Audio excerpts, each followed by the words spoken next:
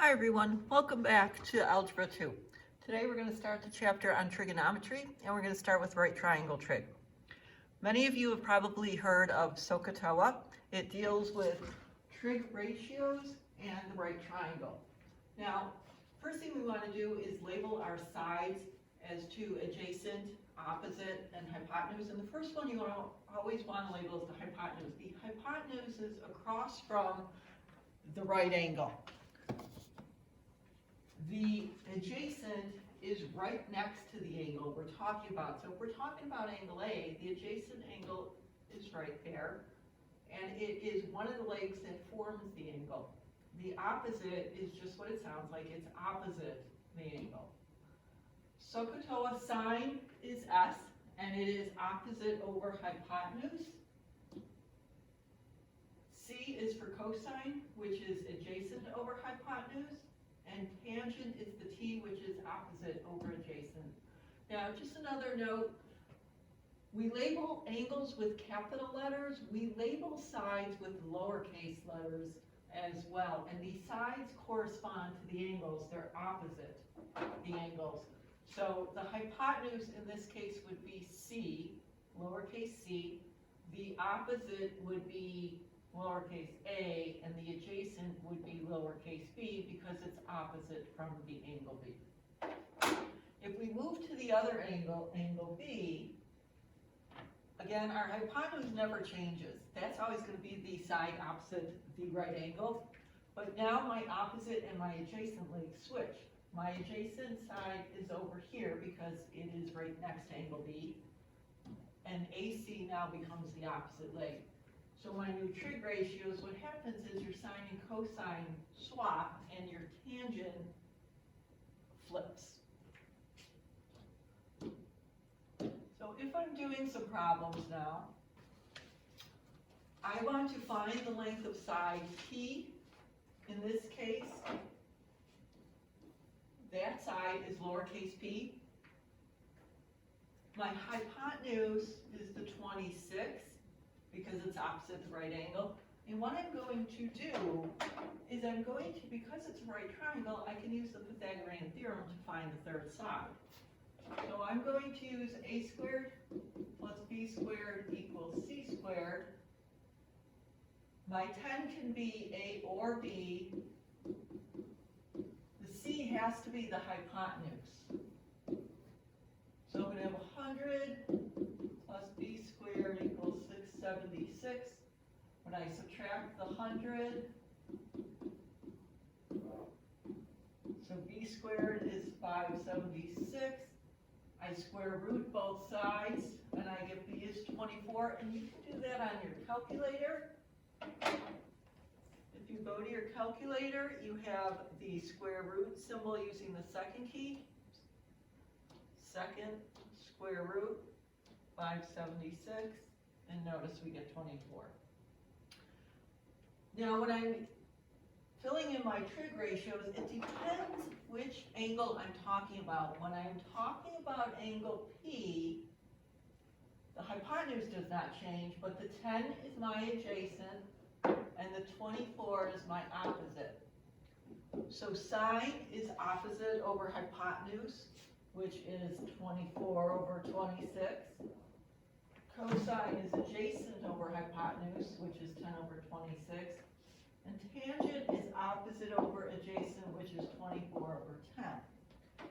Now when I switch to angle Q, my 10 becomes the opposite side, and the 24 becomes the adjacent. So sine is now 10 over 26. Cosine of Q is 24 over 26. And tangent is 10 over 24. Notice when I switched angles, the sine and cosine reversed, and my tangent was the reciprocal. When I have a word problem like this, what I want to do is I want to draw the picture. You can draw any right triangle. Make sure you label it. Now they said angle D is the 90-degree angle, so I have to make that D. The O and the G do not matter where they go. DO is 12, DG is 5, and they want to know the cosine of G. So when we're dealing with that angle, that is my hypotenuse, this is my adjacent, this is my opposite. Now we said cosine is adjacent over hypotenuse.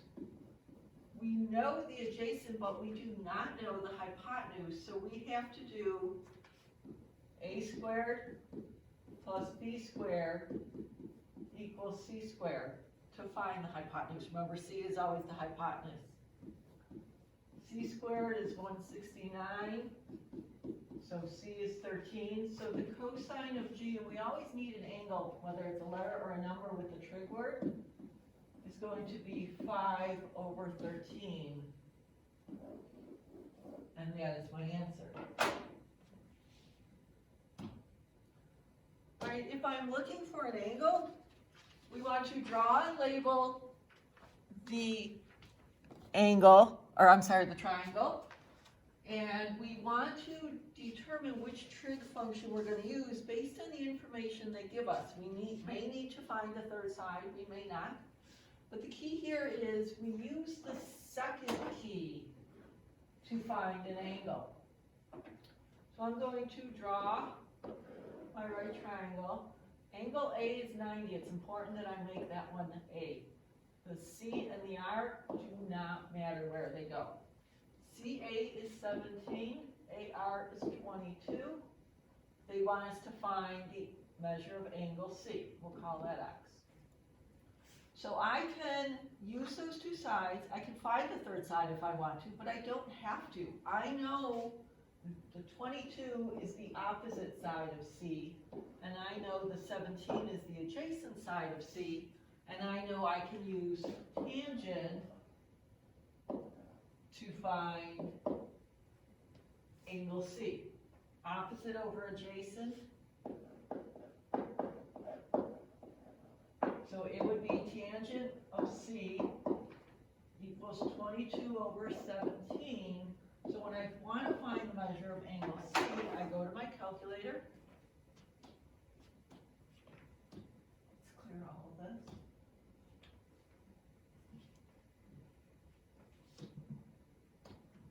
I'm going to do second tangent and put in the 22 divided by 17.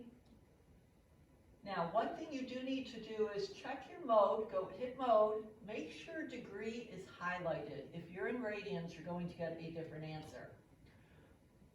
If I am going to the nearest degree, my answer is 52 degrees.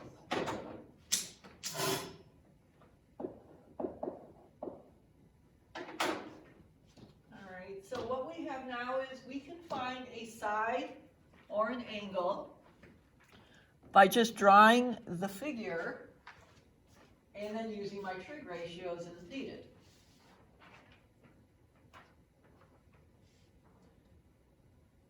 The first one, notice X is an angle.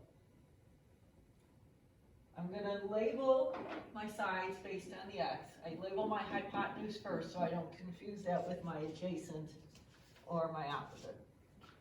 Based on X, the 18 would be the opposite. So what trig ratio uses opposite and hypotenuse? Sine does. So the sine of A is going to be opposite over hypotenuse. So I'm going to fill in the numbers for the opposite and the hypotenuse. And then I'm going to go to my calculator. I'm going to do second sine. And I get A is 38 degrees. Notice I put the degree symbol. And the next one, notice my X is a side. So I know the angle 32, so I'm going to deal with that angle. I label my hypotenuse first. The X is the adjacent side. Which trig function uses adjacent and hypotenuse? That would be cosine. So the cosine of A is adjacent over hypotenuse. So the cosine, A is 32 degrees, X is my adjacent, my hypotenuse is 23. Now I can solve this. Now, if it helps, you can put the cosine of 32 over 1, and then just cross multiply. So I'm going to have x times 1 is x, and then I'm going to have 23 times cosine of 32. Notice I put the 23 on the left of cosine. It makes it easier when I'm using the calculator. When I put that in my calculator, I get 19.5. All right, this said to the nearest tenth. I did not do a to the nearest tenth. I apologize in the first example. The last one.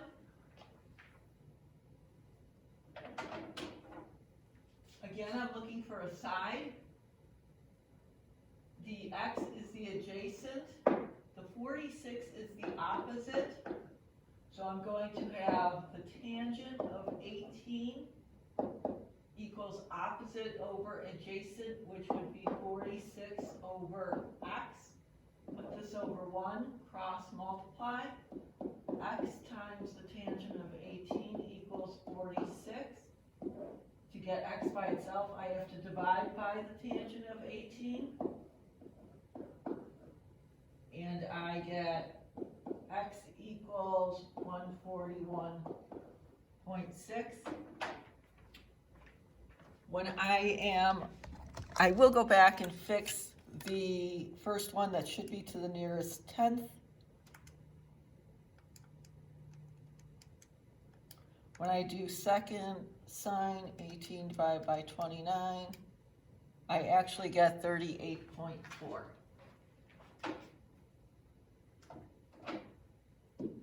Now they are all to the nearest tenth. That is an angle, so I put the degree symbol. Your worksheet is on the assignment. You are to complete the worksheet, submit it to Schoology. You can do it in your notebook or print it out. Have a great week. Stay safe. I've also included the lessons for you to view as well, along with the video. Stay safe, guys. Miss ya.